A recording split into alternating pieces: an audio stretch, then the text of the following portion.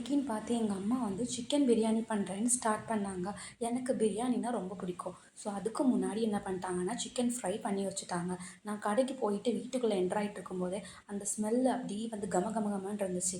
அதுக்காகவே எப்படா சாப்பிட்லாம் எப்படா சாப்பிட்லான்னு குடுகுடுன்னு ஓடி வந்தேன். வந்து பார்த்தா ரொம்ப ஸ்பைசியாகவும் டேஸ்டியாகவும் பிரியாணியும் சிக்கன் ஃப்ரையும் ரெடி பண்ணி வச்சுருந்தாங்க. அதை பிளேட்டிங்க்கு எடுத்து வைக்க கூட எனக்கு வந்துட்டு டைம் இல்லை. அந்த அளவு டேஸ்டியாகவும் இருந்துச்சு. ஜஸ்ட்டு ஓகேன்னு சொல்லிட்டு சின்ன சின்ன கிளிப்பிங்ஸ் எடுத்து வச்சுக்கிட்டேன். அதுக்கப்புறம் பார்த்தீங்கன்னா, அது கூட வந்துட்டு ஒரு கிரேவி வச்சுருந்தாங்க. அண்ட் அதுவும் சூப்பராக இருந்துச்சு. பட் அதை கிளியராக எடுக்க முடியல. அதனால ஒரு மாதிரி இருட்டில் வச்சு எடுத்ததுனால கலர்லெஸ்ஸாக இருக்குது. அதுக்கப்புறம் பார்த்தீங்கன்னா வந்துட்டு லெமன் ஜூஸ், நன்னாரி சர்பத் பார்த்தீங்கன்னா வீட்டில் வாங்கி வச்சுருந்தேன். இதை வந்துட்டு ஃபினிஷிங்க்கு எடுத்துக்கலான்னு நானும் எடுத்து ரெடி பண்ணி வச்சாச்சு.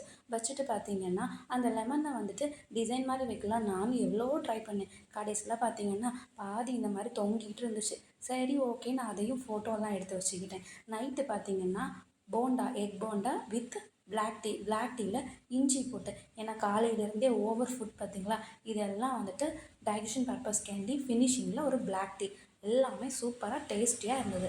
தேங்க்ஸ் ஃபார் வாட்சிங்.